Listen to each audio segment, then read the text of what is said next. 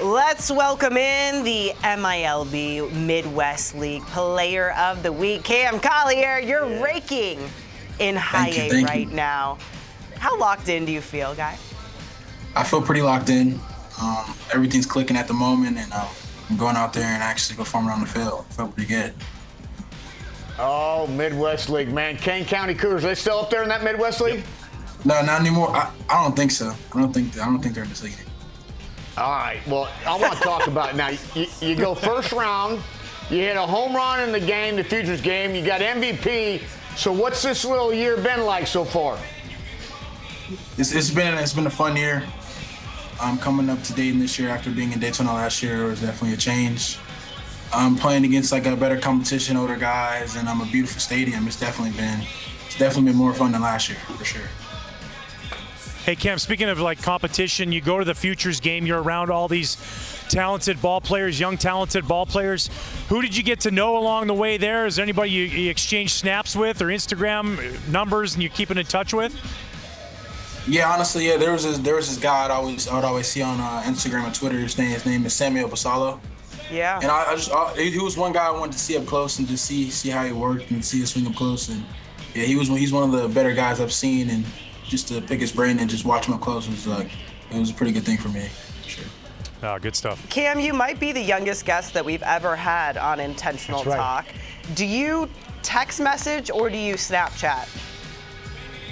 I'm actually text message. I actually got off Snapchat. Yeah, I actually got off Snapchat. He's old school, Sierra. Good for you. I love that. I love that. But don't lie. What was your Snap score before you deleted it?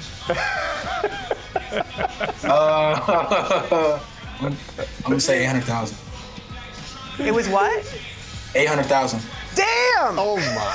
Whoa, baller! But I had it for a long time though. So. Okay, no. That's fair. That's fair. Dude, that's unbelievable. Now, I do want to ask you a question here. Now, first round in junior college, that was the first time since Tim Anderson in 2013. I got my son going to junior college, Temple Junior College up here near Fort Worth in Temple, Texas. What kind of advice you got for him? Yeah, junior college is definitely cutthroat and it's definitely good for you. So you gotta work hard. JUCO coaches put it on you and they make you work hard for everything, and you get to work a lot. You get to do a lot more work at JUCO than you can do at D1. So just listen to your coach and get better and play your game.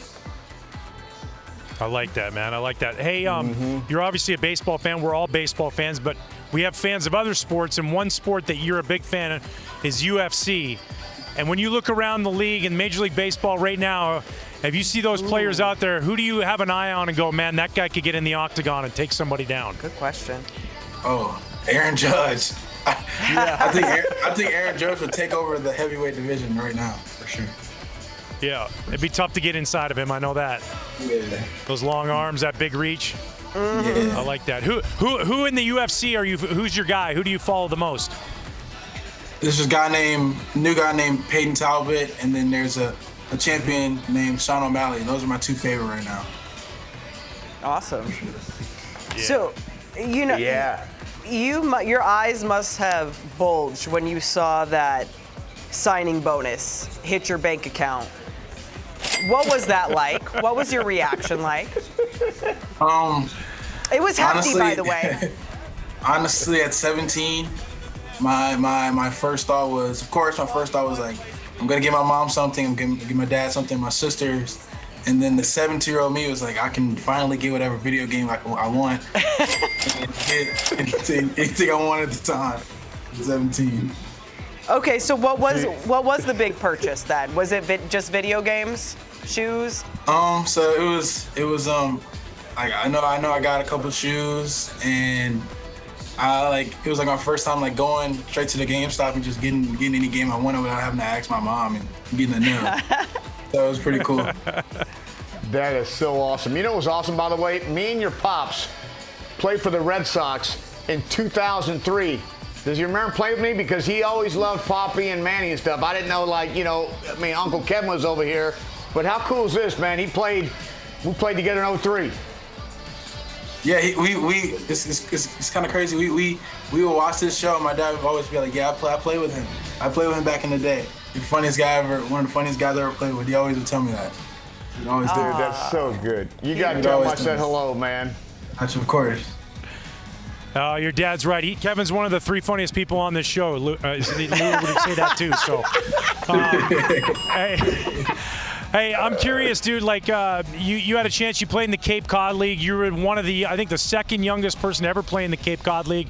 So, as the young guy, what kind of chores did they give you? Did you have to mow the lawn? Did you have to rake the field? What did they give the young guy?